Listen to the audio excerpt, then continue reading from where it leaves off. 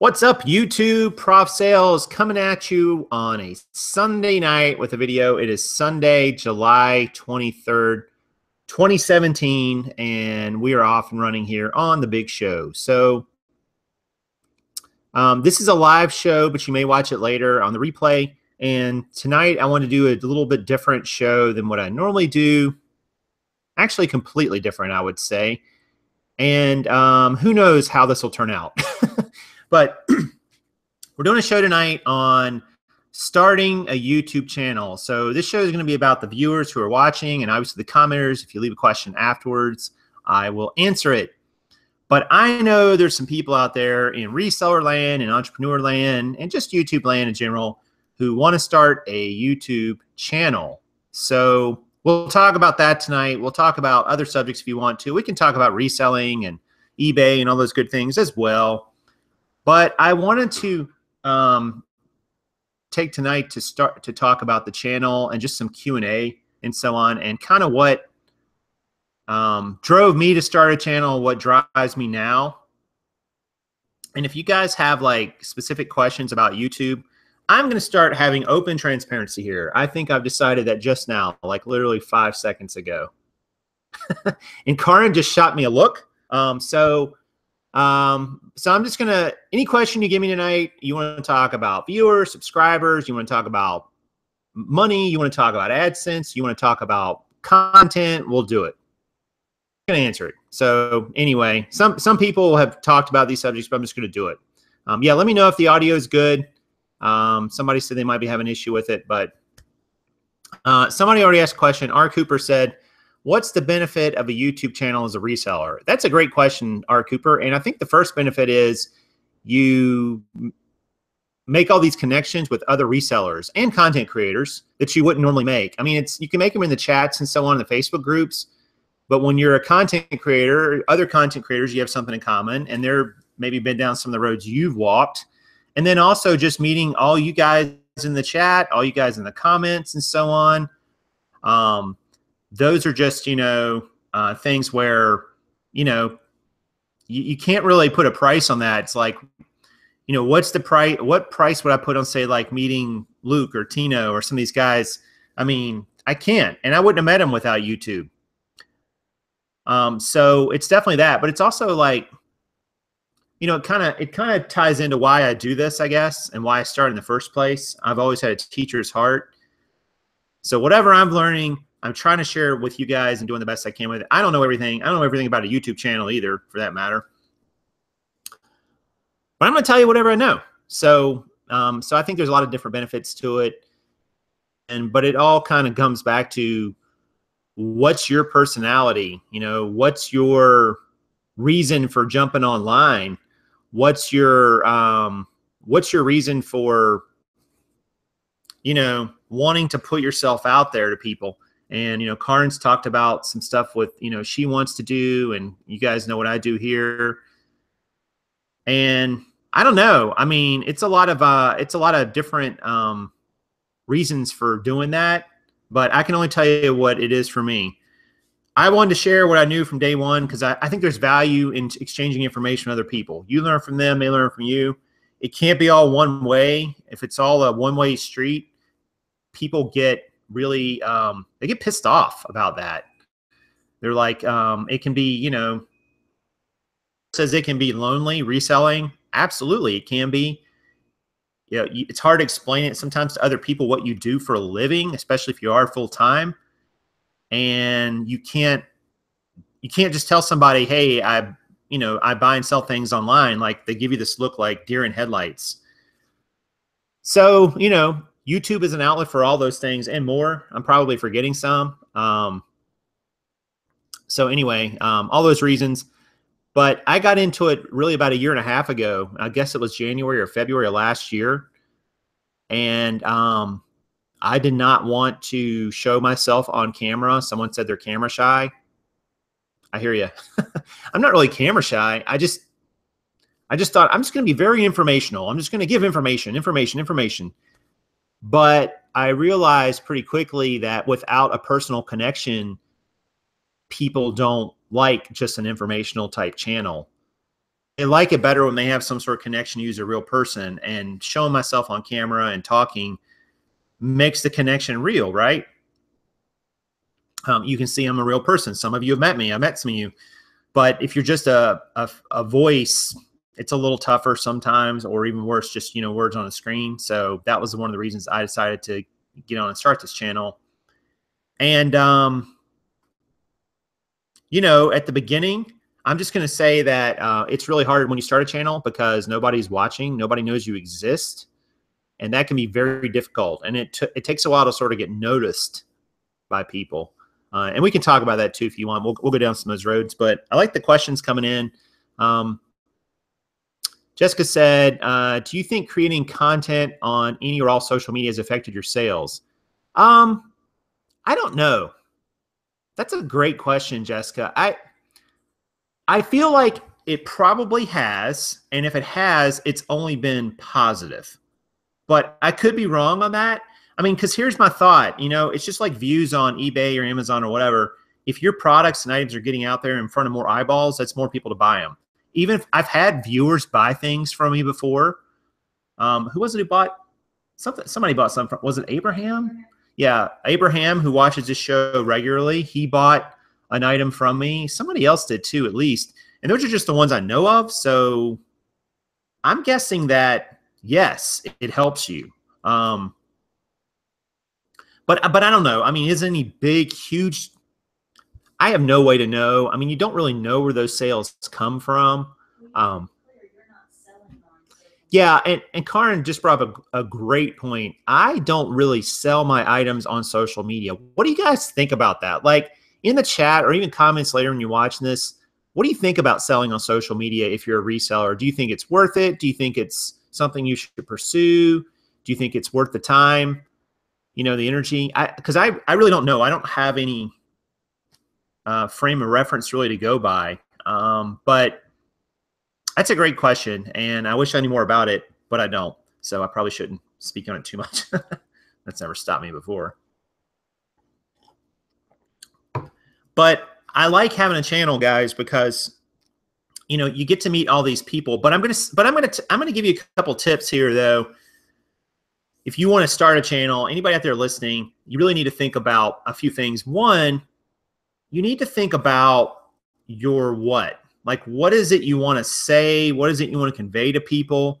What is it you want to put out there in the universe? And be very specific, not just, oh, I want to share what I buy every week. Well, you could do that, but what does that really look like? Is it going to be every item? Are you going to go through them all? Are you going to talk about resale value? All that, but kind of your what. And then I think you also have to think about, and this is probably the most important, why? Why do you want to say it? Why do you want to tell people about your what, whatever your what is? Why is it why is it important to you? Why is it important to them? And then lastly is the who. Who are they? Who are they that you are delivering the what to, and with a reason why? And that's the hardest one, because you guys, I'm watching you in the chat right now, and I've met some of you in the comments. I don't know who you all are. And when I say that, I mean in a way like I don't know who you are in terms of what you want. I can't possibly deliver something to everybody. So because you all have different needs and different wants. And just like I have needs and wants too, we all do. So kind of figuring out your who is really tricky, because narrowing that down is difficult. I mean, have you guys ever watched a movie that tries to be everything all at once? Like a movie that tries to be a drama and a romance and a comedy and an action and horror and science fiction and all those things all at once. It usually doesn't work because when you're trying to cater to all those audiences, you end up not really catering to any of them very well. And that can be what's really tricky on YouTube. You get on here and you just start spewing off video after video with no rhyme or reason to it. And it's hard to even know who you're really connecting to, or if you're connecting. So I don't know. Somebody, Tyronia says, I just want money, send it on over. It's checks in the mail, man. Just keep looking for it. It'll be there any day now. Yeah, but I mean, you know, you guys all want something from this channel, the other channels you watch, you want something from reselling, and I can't possibly deliver it to all of you. All I can do is try to identify a certain group and say, all right, I'm going to deliver what I think is important to these people, and here's why I think it is important. So there's my what, my who, and my why. And I don't always get it right, for sure. But I just think that, you know, you've got to figure out your what, your who, and your why before, hopefully before you start a channel. Full disclosure, I did not figure out those questions, and I feel like I'm still figuring out those questions to some degree. So it's difficult, no doubt about it. But you know, it's a process. So Rains Collectibles Wilcox says, do you ever think about secure buyer and seller protections on social media if selling? Interesting topic. No, and my only understanding there, Rains, and again, I'm not an expert on social media selling. It would be if you're selling like through PayPal, you have some buyer and seller protection, somewhat. But I really don't. Gosh, I don't know. That's a great question, and that I wish I had more information for you, but I just don't. I don't want to tell you the wrong thing. Brandy says, how do you deal with horribly mean comments? Some people call them trolls. I never get those. No, we do get them every once in a while. I don't know. Most of them aren't horribly mean. I don't know if I'd go that far. Wow. Yeah, I just think that in a lot of cases, the people who are saying those things are just really, really unhappy with their own lives. What's going on with them? Who knows? You know, they got some problem or set of problems, and they tend to take it out on other people who they really don't know and really don't really have a beef with, honestly. I mean, even if somebody on the internet is saying something outrageous and stupid and ridiculous and lame and whatever, what does it really gain you to go on and call them out? What does it really gain you to really hold their feet to the fire? First of all, you're probably not going to change their mind. And second of all, even if you did, so what? You know, it didn't, I don't know, like winning those kind of battles doesn't really fill me with any satisfaction. So I try to remember that wherever their comments coming from, it's coming from a dark place inside of them. And I'm not going to be able to light it up very much, but hopefully I can just be a light and other people will see it that are willing to accept it. And you let the trolls be the trolls. So somebody had a question about the shoe rack. Yeah, I can give you, if you give me just a second, I will give you the link. It's an associate link. So if you purchase it, I do get a little commission, and I appreciate that. It doesn't cost you any extra money, but I just got to give you some full disclosure there. But they're song mix shoe racks. They're really good, and I highly, highly recommend them. They're about $35 shipped, I think. Maybe 36 from Amazon, and we love them. But yeah, this is the I'll give you the link for the shoe racks. Sorry, I don't have them in the description. That's the shoe rack link. Let's see. What else was here? I missed a couple things. Jennifer gets a nugget or two from the videos you watch, and that is my goal. Yeah, I mean, that's it, Jennifer. If you get like one thing from a video that helps your business, it was probably time well spent. So that's one of the things I try to do with this channel. I try to deliver. I mean, you guys tell me if I do or not. I don't always know. Like, I think I do, but sometimes I feel like I leave a show and I'm like, was that really any good? So anyway, let's see. Those are actually okay. Project the positive and change those people. Steve Rakin, what is up, my friend? Steve Rakin in the house. Rakin's the man. Let's see here. I might have missed something. Jennifer's already got her rack already. Oh, the dimensions. Yeah. I saw these shoe racks actually in another video today somewhere. And I don't think it was, I don't remember who it was. I was watching some video I saw in the background. They were talking about their shoes or something. I thought, that's the same rack. But they really are good little racks for the money. You can't beat them. They hold 50 pair. So Jennifer says, I think viewers owe it to you and other YouTubers to leave comments on the content. I agree with that, Jennifer. I actually agree with that 100%. And I have no problem with constructive comments where people offer solutions or people ask questions that aren't snarky or dripping with sarcasm or even just ugliness in some cases. I have no problem with those questions. I will always approve those. I do review my comments before I put them on the channel because you just got to. It's just the world we live in. There's just people out there who literally create gimmick accounts to leave ridiculous comments on channel. It makes me think, what is it that you really spend your important time on? Because you found it necessary to create an account to go and leave a negative comment on someone's channel or something just horrible. And I don't get too many of the horrible ones, but man, it just, it's just crazy. But I agree. Like if you leave a comment on a channel, guys, and it's respectful and it's poignant and it's it comes to the point pretty quickly, and it's an answer that the person it's a question the person can realistically answer. I think you should expect an answer in most cases there. It gets tricky because some of these channels, like Steve was in here a minute ago, he gets a heck of a lot of comments and questions. I mean, just the amount of time to go through that and that's the thing. If you want to start a YouTube channel, guys, remember, this is not a one-way street here.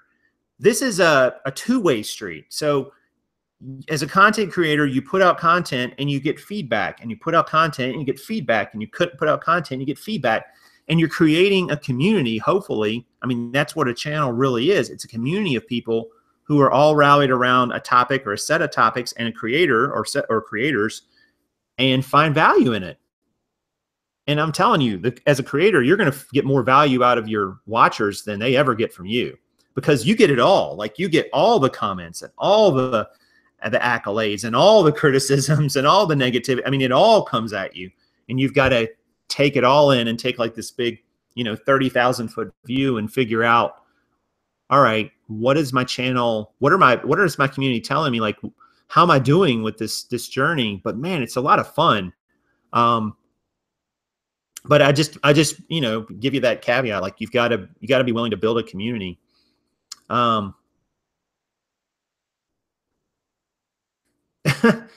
Princess watches baths and props up her phone and watches videos. Okay.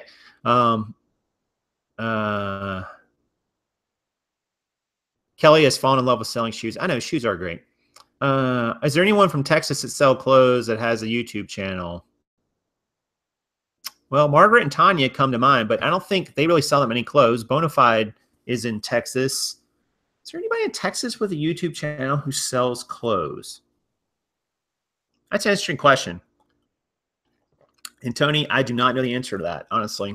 I don't think Margaret and Tanya and Chris primarily sell clothes by any definition. So I do not know. Tino sells shoes. Yes, that's true. He doesn't really sell too many of those. Patricia says, hitting the like button is like putting a token in before I take the ride to better learning. That's a great, before I take the ride to better learning. That's a great analogy. I love that. Let's see here.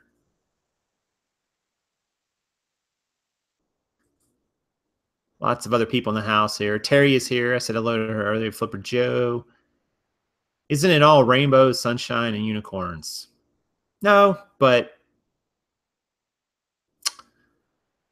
and Terry's asking about just having a channel, like isn't it all really good? It's not all good all the time.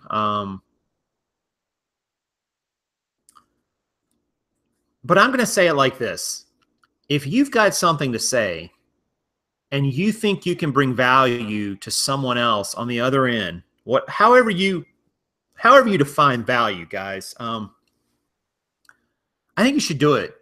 I think you should start a channel. I think you should get out there and You know, now I'm probably gonna get feedback now that says, "Oh, you're ruining YouTube for everybody. Everybody's gonna start a channel, then the price of channels will go down."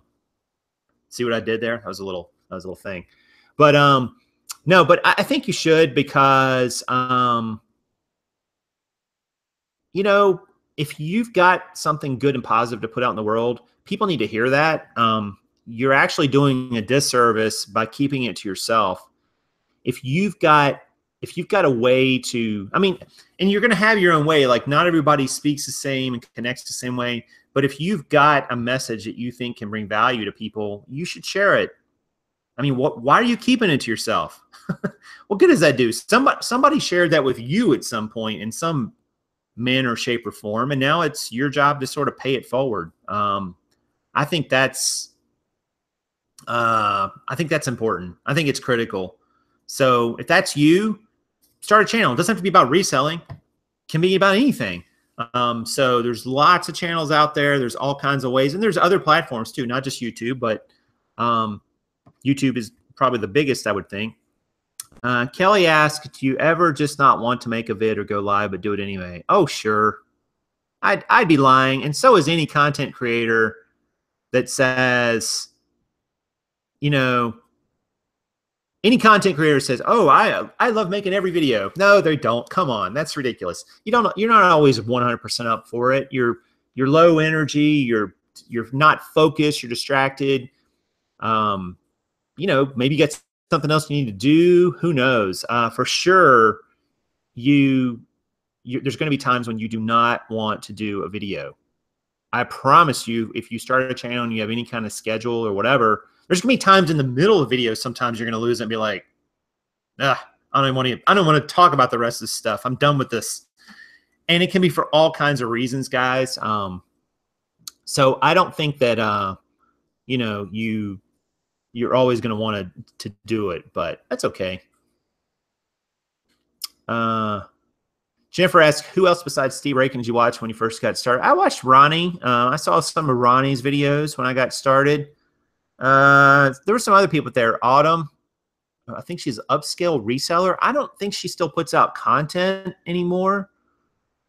But she had a lot of great videos too about selling clothing, which I liked. So yeah, there was all those guys. I know I'm probably forgetting somebody, but it's just hard to remember them all. You know, Chad came along. I found Chad Golden Finger through Ronnie's channel, I think, somehow. So I watched some of his stuff. I always wonder how YouTube put out so much content. Does it interfere with your eBay selling? How do you balance everything? That's a great question, Zena. And I think you have to have some sort of schedule around it. That's why we've been scheduling these 2 o'clock shows on Monday, Wednesday, Friday. And I think that if you don't come up with some sort of schedule, you run the risk of either just making videos all the time or almost never making them. I mean, it gets a little tricky. But tonight's was sort of random. Like, I knew I wanted to come on either last night or night, and I just, like last night, I just didn't feel like really doing it. I did, but I didn't. So I'm like, you know what? I'm not committed to it. And then tonight I started thinking about it. I was like, man, I want to go on. I want to talk. I feel like I've got stuff to say right now, but I had a few different topics in my brain, and I'm like, I'm going to go off in a whole nother direction, talk about YouTube. So how do you balance it? Just like anything else. I mean, you make a schedule around it. You make content you think is impactful and is meaningful to you and hopefully be meaningful to other people. And you don't just put out content to put out content. You know, I think that's important. And I'm not talking about anybody in particular when I say that. So don't be like, oh, Prof said that. So I'm not talking about that. I'm saying, but you know, you get in this trap sometimes as a content creator, thinking, well, I'll just keep putting out more and more content, and I'll get more views and more subs, and I'll make more money off my channel and all this good stuff. I think that, I don't know. I mean, you can do that, but I think to some degree it cheapens all your content because, you know, it would be like the same director. We'll go back to the movie, trying to put out, you know, 10 movies a year. I mean, how good are they going to be? Like, they just can't put that much time in any of them. So anyway, the heaviest, whoa, hold on. Somebody had a great quote there, and I got to reread that. Darren Clark said, the heaviest thing to carry is an untold story. You ever heard that, Karin? That is brilliant, Darren Clark. That's an awesome quote, by the way. Karin has a wrench by her name. She's going to smack us with it. If you ever watch the movie Dodgeball, she's like, who was it, Rip Torn? You know, can you dodge wrenches? If anybody has ever seen that movie, you'll know what I'm talking about. She might throw it at you. Tyronius just read off a whole bunch of people. So I'm not sure who I mean, maybe people. Oh, people that you gotcha. Let's see. What's up? Chris is in the house too. All kinds of people are here. Love it. You guys are just hanging out. I want to do the video things. I want to do vids on things to do with socks. Silly, I know, but I know like 300 things I can make or improve it. That's not silly at all, Kelly. I can tell you right now that socks has been a category that's interested me before, but I'm such a noob. I don't know. I don't know. I don't know where to start with them. Honestly, I probably need to get in that. And she says it's not a hot topic. It doesn't have to be a hot topic, you know. People can, people learn about niches through reselling channels, and then it becomes a little hotter for a while, and then it kind of dies away, and there's another one that comes along. So, and I don't know much about them, but socks is kind of interesting to me for lots of different reasons.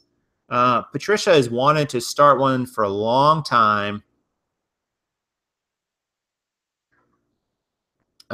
Mid-50s female. Okay, so you're talking about some sort of niche there, and you've been a reseller for a long time. Yeah, I mean, Patricia, that's great. I think, you've got life experience there. You've got business experience that will translate to content that people can connect to.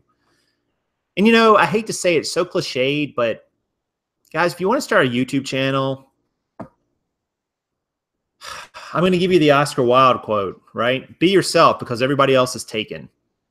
I mean, that's all you can do is be who you are. Like if you come on here and you try to be completely different, it's going to come off as completely fake. So at some point, you just will not be able to hold together that facade and it'll just crack. So just come on and be who you are. I mean, some people are going to like you. Some people are going to hate you. Most people are going to be in the middle somewhere. And that's going to happen no matter who you are. So you might as well just be who you are. The sock advisor, I just saw that. That would be amazing. Let's see. What else is going on here? Princess said Lindy Glenn came up in her sidebox suggestion. Don't even know why. It got her started reselling. Yeah, there you go. Like, and that's so funny. Like something Lindy had in one of her videos, YouTube took a shot and Google took a shot and said, hey, we think you're going to be interested in this. And you were. And look what it did. So let's see. 10K said the 5K challenge inspired me to start a channel. I did not know that, Chris. How did I not know that? Did you tell me that before? I can't remember, but man, that's pretty cool. I had no idea. The 5K challenge is on hold in the summer for sure. But we'll get back to that. Let's see here. Yeah, I had no idea that that was what inspired him to start a channel. All right, so wait. So I take credit for Chris and Luke, or not Luke. I take credit for Chris and Tino now. So I got two channels that have inspired or helped get started. So that's what I'm going to do. I'm going to focus the channel now around inspiring you to start a YouTube channel. Let's see. There's a bunch of, I probably missed a few of these. Where's Luke? Yeah, Luke was on earlier, actually. So check him out, Endless Entrepreneurs. And, of course, Chris's channel, 10K on the Bay, is here. Chris has got challenges coming out, but you know what? And he's nailing them. So, I mean, he's putting out just amazing content and really building a huge business there. So he is doing amazing. DJ says the shoes are too much to work cleaning on. Yeah, I can get into that. Finally here when Prof is live. I know, right? I need to come on live more at night. I mean, my offer is still to buy pair number one. I feel like that's cheating somehow. And I've thought about this too, guys. And you guys can leave me chat comments or a comment in the after the video post, I thought about doing more content around this YouTube, like creating a YouTube channel and creating videos and doing, like, I mean, there are other people out there who do it. Don't get me wrong, but I feel like there's a lot of misinformation out there, and people don't always really know how to get started. Like, they don't think enough about those 3 questions: your who, your what, and your why. And so then they just go out and they start making videos, and that certainly will work to some degree. But then you get a couple months in and you realize that, like, this isn't for me. So I would rather I would like to do more content around the YouTube niche, but I would like you to come up with a good reason why you should do it. Like, I would almost say to you, I would almost try to persuade you to find reasons why you don't think it'll work, and just eliminate all those reasons, and you're going to be left with why it will and why it'll be meaningful to you. And if you're not left with anything, then you shouldn't do a channel. But ultimately, I think if you got something to say and to share with people, I think you should do it. I mean, you're not going to know until you do, to some degree, but I think you should take a little time to figure out what it is you want to do and then start executing on it. And I don't mean weeks and weeks and months. I mean, you know, a couple days, you can kind of wrap your head around some things and get started, and just let it go, you know. And if your channel's good, if your content's good and you are providing value to people, I'll have you come on this channel. I'll help give you a push. I have no problem doing that.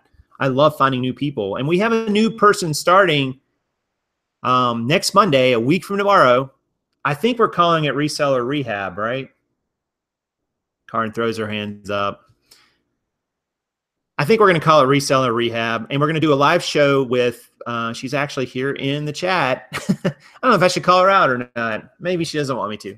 But we're going to do a live show, and we're going to have 2 other resellers with me, and we're going to help dissect this person's business problems, and it's going to be live on the air a week from tomorrow night, 8 o'clock Eastern time. So that's going to be cool. But shows like that are a lot of fun because you learn like a ridiculous amount. It's all on sale, Chris. Yeah, it's funny. It actually is on sale. I put all my jeans on sale, guys. I just want to tell you that. If you haven't, and you know, my channel, people know my channel and go on it, but, or my store, but I put all my jeans on sale. I literally did it. So I'll talk about that maybe here in a moment. What was the content of your first YouTube video? It wasn't great. It wasn't great, Jennifer. It was like a PowerPoint display with just me talking. It's still here on my channel. You can find it. Go back and look if you want a good laugh. And it's literally just me doing a voiceover over a PowerPoint. And I think I was talking about like reseller. What did I call it? Reseller evolution or something like. I don't remember what I called it, but it wasn't great. You know, I was just talking about who I was and then got into some other stuff. But I got a little better. How many shoes do you have? That is a great question, and I can tell you the exact number because a few have sold in the last few days and listed a few, and I can tell you the full Monty here. I currently have shoes 130 listed. So there you go, 130 shoes listed. On my way to 500 by the end of the year. That's my goal. I bought 2 more today. I can share those with you if you guys want to see them. Just let me know in the chat. I'm a little behind in the questions here. Yeah, Terry, you would have no problem with a YouTube channel. You'd have tons of subscribers right off the bat. So it would be cool. I'm sure you do. I'm sure you do great. Vids are fun, but time consuming. They can be. Again, it comes down to how you want to spend your time, what you get out of it. I've been wanting to make videos for a while. It sounds terrifying. Well, what's really terrifying about it, Hannah? I mean, what's really scaring you about it? I would ask. Record and watch before it goes live. You can create a video and upload it, yes, and see what it'll look like. Sure. Yes. But this one right now streams live as I go. So the only way I could really, like, if I didn't like this one, if something, you know, I didn't want to have in there, I would literally have to delete it. and just get rid of it. Wade's Ventures has a new channel. Yes, I have heard of this person. They gave some super chats a couple of weeks ago. I think they were advertising their channel. I have not watched Wade's channel. I think it's a he, right? But I will have to check it out. Hey, y'all, call me out. Okay. Yeah, so it's Jennifer. Jennifer's who we're going to be talking to next Monday, a week from tomorrow. Jennifer on Cloud9. And she's got a cool story and what she's trying to do with her business and so on, and how she's trying to make some transitions. And I think you guys will really like it. And I'm not going to, I haven't like dug into like her business model and what she's doing too much. So we're going to hit it fresh. It won't be like we're going to come with this preconceived notion. Old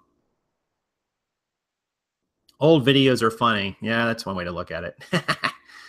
Zena, after starting a shoe venture, have you started narrowing down the types of shoes purchased based on your learning process? Yeah, probably. I'm not purchasing, say, as many Borns, for instance. Borns are a little bit lower in the price point from what I want. I mean, we still get them if they're cool. Oh, they're on the chair. It's just a 2 pair.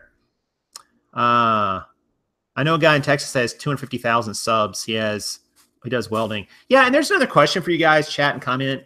You know, would you want to see videos from people? And I think I've kind of asked before, but interviews with people who aren't necessarily resellers, but are in business or have things they could share that would be maybe applicable to your business. Because I feel like the reselling niche, guys, I'm just going to be blunt and honest here. I feel like the reselling niche of people who produce content and the number of people you can go and talk to that'll come on camera and so on, it's not a huge number of people. So it gets a little tricky to kind of keep coming up with new people and new approaches. So it's kind of cool to think about going outside of that and bringing in people from other genres, even though they're not exactly reselling, because I think you can learn from them. So Jason, do you go to the Facebook shoe group? Yes, I am a member of that, and I post there every once in a while. I will show the shoes here in a moment. How about fear of public speaking? Yeah, I don't really have a fear of public speaking. Yeah, Terry says, no scarier than teaching a tutorial class on campus. I think speaking in person is actually I used to say it was tougher, but now I think it's easier. I did a seminar at the Green Room event last week, 2 weeks ago, and somebody asked me if I was nervous just about 5 minutes before I started, and I'm like, actually not at all. I mean, I really wasn't. But sometimes coming on YouTube can be a little nerve-wracking. I don't know why. Maybe it's because of the technology and I don't have the interaction with people in person. It's kind of weird. But how do you deal with being popular, and does it affect when shopping? Sam's assuming that I'm popular. That might be a faulty assumption. I've gotten recognized a few times. Karn's gotten recognized. You know, at the Green Room event, it was pretty cool because people are like, hey, I watch your videos, I like your channel. And it's a huge honor. I mean, it really is. I mean, it's humbling when you think you've said something or shared something with somebody that's changed it for them, that's made a difference. And I never would have known most of the time because, you know, not everybody's going to comment, not everybody's going to send you a message. It's incredibly humbling when that happens. I don't take it for granted. I'm super appreciative of anybody who recognizes me and says, hey, you know, I really like your shows, your content. And even if they had constructive criticism, that would be okay too. You know, so I have nothing but just the most humble attitude and feel for that when it happens. It truly is amazing. What do you use to make videos? Right now, I'm using Google Hangouts with my Mac Air, but we frequently will shoot with the iPhone. We've played around with the DSLR, which is actually a better choice if you can make it all work. So I would recommend those. But if you're going to just get started on a channel or something, start with your phone. It'll be fine. You're going to learn. You need to learn about lighting, and I still learn those things all the time. And, you know, it's hard to get the ideal lighting situation in your house sometimes. But I think you can use what you have. Don't go out and spend $1,000 on video gear right off the bat or something like that. It's just not worth it. Yeah, it's next. Okay, yeah, next Monday the 31st. Just want to be clear about that is when Jennifer will be on. So she kind of knows what's going to happen, but I've asked her not to share too much of it. Let's see. Prof, you were popular. Karin is a superstar. That's true, actually. And Karin was the first person to ever get recognized out somewhere. Let's be clear. They were like, "You're Karin, aren't you?" And she's like, "Who is this?" It freaked her out for a moment. Would like to see the couple you had on once. They just opened the coffee shop. Would like an update, more info from them. Well, it's funny you should say that. There will be some updates from Tiffany and James, but a little bit down the road. But we're definitely going to do some updates with them, and we have stayed in contact with them. Yeah, they did put out some new videos too about they're pushing towards 10,000 listings with their business guys, which is insane. But they're going to do it. I have no doubt. Excuse me. Let's see. Oh, shoes from earlier. Okay, a couple things. If you're on my Instagram, you probably saw these. These are the coveted, I don't know if you can see that, Salvatore Ferragamo. I gotta have to say it like that. So just little flats. I don't know what this leather is here on the front. I don't know if you guys can see that. It looks like it's not, it looks like it might be like alligator or something like that. I'm not sure, but I'm terrible at these. Bottoms are in good shape for the most part. Somewhere, a couple of things I think that'll come off with no issue. They're obviously women's, and they are, what size are they? They're size 8B. So paid $5 for them. So I think they'll sell for the price. The comps on these are crazy. Like, I don't know about this one, but on Salvatore flats in general, some of them go like for crazy money. But Crocodile, somebody said, yeah, that's kind of what I thought too. But I might need to cap toe. Yep, I didn't know it was a cap toe, but the actual leather, I think it might be Crocodile, but we'll see. So that's pretty cool. And then just these other, true story, I got stuck in this Goodwill for like 45 minutes. And I'd already shopped it in about 15 or 20, but it was raining super hard. I mean, just pouring. The water literally came probably 15 feet inside the store because it had sliding doors. And when people would come in, it would just blow in and kind of puddle up. And could not leave. I mean, I could have left, but I would have gotten soaked. So I just wandered around, did some rain. I took some photos of, all right, for disclaimer, I'm not ripping off people's t-shirts, but I took some photos of t-shirts to get some ideas to make my own merch shirts. I'm not going to use their design. I just want to be clear about that. But that's something I thought about, like, hey, I'm going to go through the t-shirts and look for design ideas, and I can maybe improve on them and do something totally different with it. We'll see. And then the other thing I bought was these Merrell Moab hikers. Nothing fancy, but they should sell. They're men's. They're not a great size. They're only a size 9. Bottoms are pretty stinking new looking. They're not new, obviously, but they're not in bad shape. They've, been worn a little. But Merrell's just sell really well. I'm thinking they might sell for like maybe $35 or something like that. But they're waterproof. They're great. Just kind of looking at some of the comps. The only thing that stinks are a size 9 and they're men's, which is not a great men's size. So we'll see how those do. I'd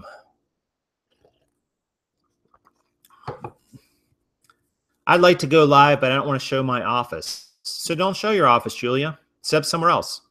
Put a backdrop out. Whatever you want to do. You don't have to. I mean, you control the shot. I mean, you control, what people get to see and what they don't see. If I turned this camera this way a little bit, you would see like our blender. You would see a frying pan on a stove. You would see a Swiffer mop. Heck, you can probably almost see it as it is. Not quite. But, so you control the shot. You don't have to show everybody your office if you don't want to. You can put whatever backdrop you want. You could go outside if you want. You can do whatever you want. There's no real rule to it. Question, should you use your last name when you create your YouTube channel? Do you mean, Tony, I'm not sure if your question is, should you put your name in your channel? So leave me that or not, and I'll answer that question once you say. Let's see. Sit out in the yard. Yep. I've seen Steve Rakin do videos out on his back porch before. I mean, there's nothing wrong with any of that. If you can get the lighting right outside, why not? Linda uses a room divider. Yep. I'm going to actually think I'm going to get a backdrop. Although I love this backdrop with the shoes because people always want to buy the shoe racks. And I thank you guys for that. If you buy them through the associate links, it throws a few dollars towards my way, and I do appreciate it. But they're great shoe racks. I mean, I just use the heck out of them. I mean, I've got one in there I still have to build once I finish filling up the other one. So I got a 20 more pair I can store, and then I'll have to build the fourth one in the garage. Yeah, I never did see the question back from Tony. Oh, wait, he put yes. So Tony asked, should you put your name in your YouTube channel? Well, this is what I would say about that, Tony. If you put your name in your channel, you're basically branding your channel, making yourself the brand of your channel. Okay? And that might be fine. That may be what you want to do. You know, like Gary Vee has, you know, his name is Vaynerchuk, but he put Gary Vee as his channel name because that's kind of like what he became known as. So it made sense. On the other hand, if you want to go off, like one of the reasons I chose the name Prof Sales, I used to be a professor and I'm interested in reselling and selling and being an entrepreneur. So I combined the two to talk about my passion for teaching sales and teaching entrepreneurialism. Ooh, man, that's a mouthful. I still don't feel like I got it. But combining those two, and it didn't pigeonhole me into a specific category the whole time or like a specific thing. Like, now if you used your name in your channel, you could go in any direction you want because it's about you. You are the focus of your channel, and that's what people are connected to. And there's nothing wrong with that. Plenty of people do that, or they'll put some variation. Like one of the drummers I like to watch is Casey Cooper drummer. I like to watch him, young guy down in Georgia, and he has a cool drumming channel that I like to watch. And his drumming channel's name Cooper Drummer. So he used his last name as part of it because it made sense. It's his name, and he's talking about drumming. So you want to pick a name for your channel that reflects, hopefully, what it's going to be about. Is it going to be about you? Is it going to be about a concept? You know, like say you were doing an unboxing channel, you know, you probably wouldn't want to use your name as the name of that channel. I think just because like people aren't going to associate your name necessarily with unboxing right away. Like that's a long play if you want to do that. Like if you want to do something and make it the focus about you, like you're the brand, you're what you want people to know, you can do it for sure, but it's going to take you a while for sure. It's going to take you a while to get up to that level to where people recognize, oh, this name means this. Because one of the ways that a lot of people find my channel is through Prof Sales. Like they will search for that. I can see in my analytics. I should do like an analytics video. Would that be too boring and wonky? You guys probably wouldn't like it. It'd be full disclosure. I don't know. But anyway, you could see how people find you, who they are, where they came from. And people do search for Prof Sales. You know, that's now become a search term. But at the beginning, it didn't mean anything to anybody because nobody knew who the heck I was. So think about that when you want to make a name for your channel. Is it going to be about you as a brand, or you want to be known for a specific niche, or so on? Sorry, that's a long answer, but I don't think I could really say it any shorter than that. Let's see what else. There's some other questions here. Thanks for the questions, guys. I really appreciate it. Also, since Karen's not here to say smash the like button, or maybe she did earlier, please do that too if you're liking the content. Or if you're not liking the content, what's it going to hurt?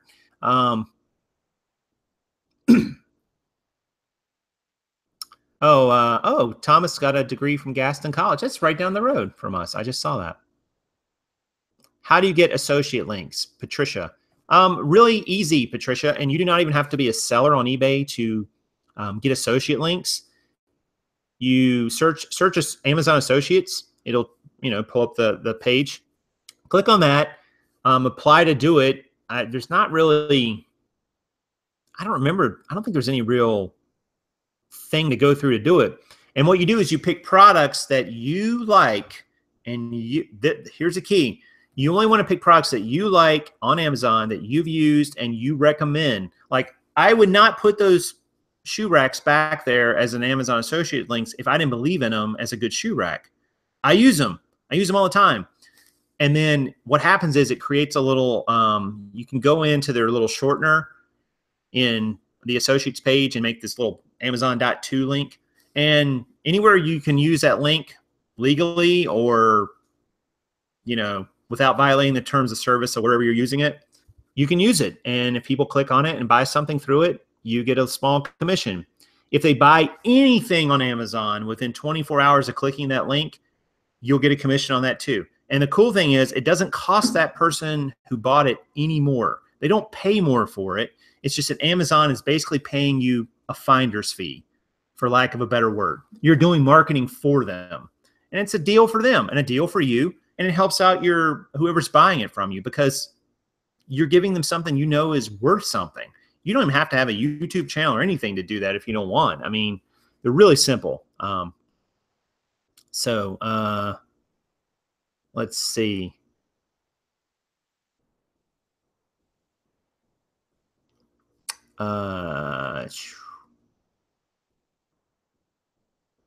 Said associate instead of affiliate. Yeah, it's called Amazon Associates, but they're basically affiliate links. Now, you have to disclose to people though that you receive a commission if they click through there, because it's true. You have to do that. Like, that's actually the law. And Amazon requires you to do it too. And it's a good practice. But, here's the thing, guys. You don't have to go out there and put out fraudulent crap or tell people to do something that's not worth it. You can legitimately say, hey, I use these products, like this little blue snowball microphone. I use this thing all the time. This thing is amazing. So why wouldn't I tell people to go buy it? It's a great mic. And Chad, I think, actually turned me on to that mic. So I would absolutely support, just do things that make sense to you and that you use and you find value in, and you'll be fine. Let's see, what other? What about the racks your jeans are on? Those are, I don't even know if they're available on Amazon or not, but I usually get those at Lowe's or Home Depot, and they're usually about 30 bucks or so. Sometimes they might be 40 actually. And you can get them there. I don't have a link for them, but check out your Home Depot. They're called Blue Hawk is the name of the brand name. They're plastic. They don't require any special tools, and you just put them together real quick, and there they go. Terry Berry with a $2 super chat. Thank you very much for that. I appreciate that, Miss Terry. We'll take you out to lunch when you come through Charlotte next, and we'll try to hook it up with Luke and Shannon too. So if that's even possible. Karn just gave me a look like, is that possible? And I'm like, yeah, it's possible. So let's see. Yeah, I didn't realize Joe was close to Charlotte. That's cool. He's going to be visiting a child in Rome. Yeah, Thomas says, my neighbor is an affiliate for about 500 products. I don't think he uses any of them. Yeah, and see, that's a mistake. I mean, why would you do that? Like, why not give affiliate links to something you legitimately use and you can speak to, and you would recommend? I mean, it's not about, I mean, of course you'd like to make a few bucks off of it for sure, but you can do it and still have it in a way that people get value from what you're providing them. I just think that, you don't need to go out there and put out like fraudulent information that people can't really use for products that you don't use. That doesn't make any sense. Affiliates may be a topic, Sam says. So yeah, that's pretty cool. That's a cool topic idea, actually, Sam. There's really not much to them, but I don't know. I think that, putting out the, affiliate links are pretty simple. They've been around for a long time. And as long as it's something you're legitimately using and that you find value in, what do you care? I mean, it's not costing anybody anything extra. You know, you're basically marketing for a you know, another company. And you know, if your viewers get value out of it and they buy something from it, why wouldn't you want to share it with them? I don't know. 10K. Krillin's in the house too. I saw. Hey, what's up, Rob? Chris says he dislikes poor hugs. Well, okay. Well, all right. That's pretty funny. It's a pet peeve. I love to help moderate. Yeah, we need more moderators. Terry's failed the test, unfortunately, as a moderator. That is not true. So you guys are flying by in the chat. I can't keep up with it. So yeah, if you guys are interested in this topic too, or more topics along this line of like starting a channel and so on, let me know in the comments down below. I'd like to do more videos on it. I think it's interesting to me, like how do you leverage YouTube with your business, with what you're doing? And I think there's ways you can do it. I don't think it's going to be right for everybody, but I think if you've got a good message and you want to share it with people, then you should, no matter what comes out of it. Like that's got value in and of itself. Forget about monetary or if it helps your business. Just if you can go out there and share a good message, why wouldn't you do it? I think you can't keep things like that to yourself. If you've got a cool experience that people could learn from you and get something, you know, maybe find some source of inspiration, why not? You know, I mean, just there's really nothing stopping you. But you know, if you think you're going to go on YouTube and become the next PewDiePie, that might be different, but that might be a little challenging. But Krillin says, do you have a live schedule? Yeah, we have been coming on Krillin during the week, Monday, Wednesday, Friday at 2. But I do want to do some more nighttime shows, I think, because it's a different crowd that comes on at night. And I feel like I don't reach those people with a live show unless I come on at night. So we're definitely going to be doing some of these Monday shows starting next Monday, a week from tomorrow, with our reseller rehab. I guess that title is going to stick. The Shred guy, I tried having an affiliate page, but Amazon rejected for lack of content, and I had content. Frustrating. Yeah, usually your YouTube page will just work, the Shred guy. So it's never really been an issue for most people to just use their YouTube actual page link. But if you have like they don't want you to just go in. My understanding is they don't want you to set up a website like theshredguy.com and all you have on there is just a bunch of affiliate links. Like they've got to see enough meat on the bone, whatever that looks like, to their formula to justify letting you using the links. How much that is or what it is, I don't know. But YouTube is no problem at all because YouTube is obviously, you know, a huge platform. So that's why so many YouTubers use it straight up. Let's see. Did you have enough views? Yeah. Carnes asked if he had enough views. I don't. You know, Shred, just asked Amazon what it was. I mean, they'll tell you. You know that sometimes sometimes they're kind of gray about it. They're like, well, it just didn't meet our standards. You're like, well, what the heck does that mean? What are your standards? And but you know, often if Amazon rejects you on something, they will tell you why they did it. Edward said your impromptu show with the group the other week was great. Yeah, we tried to do that again this week, Edward, and it just didn't work. We tried to schedule our impromptu show. Is that an oxymoron? And it just didn't work. So, you know, we couldn't get our schedules all worked out. I had a couple other people in mind this week, and you know, we'll do another one. I'd like to do more of those. Just it's tough getting people to commit to them. You know, but I mean, because it's just Saturday or Sunday night. A lot of people who are in the reselling community and content creation are not doing content on Saturday and Sunday night. They just want to do, you know, either stuff with their family or they're still working their business or what have you. But, you know, we'll try to do some more impromptu. So, all right, guys. Well, look, it's about an hour in. So I hope you guys enjoyed the content. And if you got questions, leave them down below about YouTube and starting a channel and what that's like. Thanks for all the great questions tonight. You guys did amazing. Keeping the show rolling. I literally did not have an agenda. There's no paper in front of me when I sat down. So you guys helped out a lot. And I do appreciate it. and we'll maybe do some more of this in the near future. All right, so hit the like button if you don't mind on the way out, if you enjoyed it. And this is Prof Sales, and good sales to you.